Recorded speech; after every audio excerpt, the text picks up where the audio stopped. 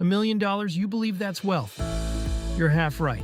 A man stands in a small town holding a check for $1 million. He feels rich in that moment.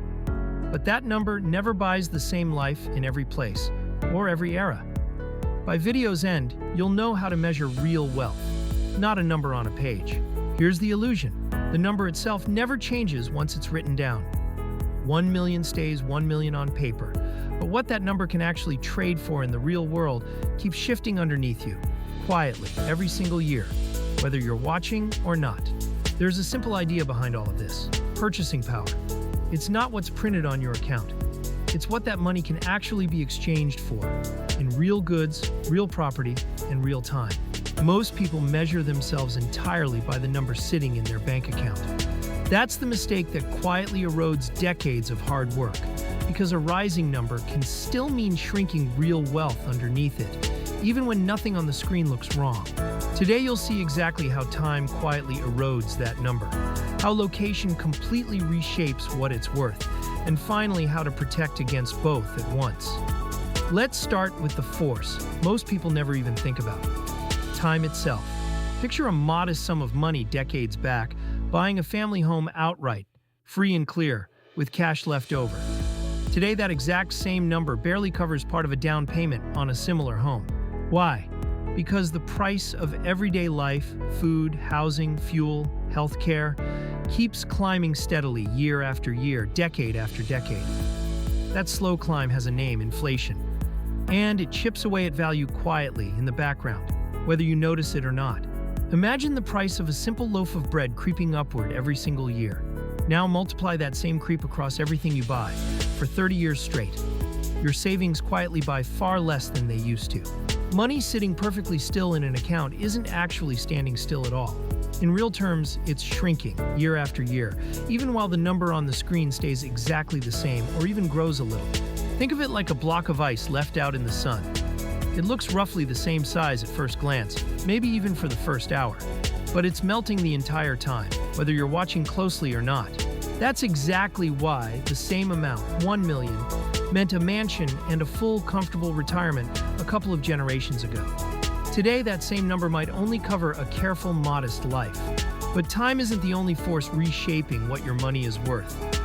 Where you happen to be standing changes everything too, and that part surprises almost everyone eventually. Picture two people, each holding the exact same amount of money, standing in two completely different places on the map. What that money can do for each of them is nowhere close to equal. In a place where rent, food, and healthcare all cost a small fortune, that money might cover a modest apartment and a careful lifestyle for only a handful of years before it runs out. In a place where everyday costs are only a fraction of that, the very same amount of money can support a comfortable, even generous decade or more of everyday living.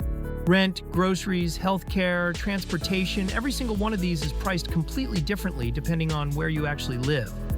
So the same pile of dollars is never really the same amount of real life. This is exactly why someone can feel genuinely wealthy in one place and merely comfortable in another, holding the exact same balance the entire time. The dollar amount is really just a label. What actually matters is what it can buy. Here's the part almost everyone misses completely, every single time. It was never really about how many dollars you happen to be holding in the first place. It's about what those dollars actually get turned into. Paper currency is really just a promise, printed on a piece of paper and backed by trust alone. And like any promise that gets repeated too often, it gets diluted a little more with each passing year. Now compare that to land, gold, or a productive small business that people actually rely on.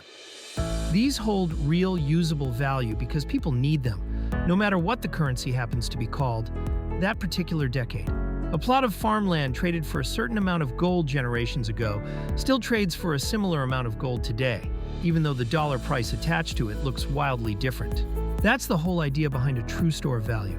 Something that quietly holds real purchasing power across decades, not just for a single news cycle or a single passing year. Real financial resilience was never actually about chasing the biggest possible number you could find. It's about holding real, tangible value that protects you no matter what happens to any single currency. So what does all of this actually mean for how you judge your own progress? Here's the shift that changes everything about how you think of wealth from now on. This doesn't mean everyday currency is useless day to day. It simply means your long-term wealth shouldn't live entirely inside something that quietly loses value with every passing year without you ever noticing. Stop asking yourself how many dollars you have sitting in an account somewhere. Start asking how many years of living, how many acres of land, or how many ounces of gold that money truly represents. That's the real answer to the illusion we started with at the very beginning. The number on the check was never actually the point. What it can be traded for in the real world always was. Measure your wealth in purchasing power, not in price tags. Protect it with real hard assets, not just a growing number sitting quietly in an account somewhere, untouched and unexamined.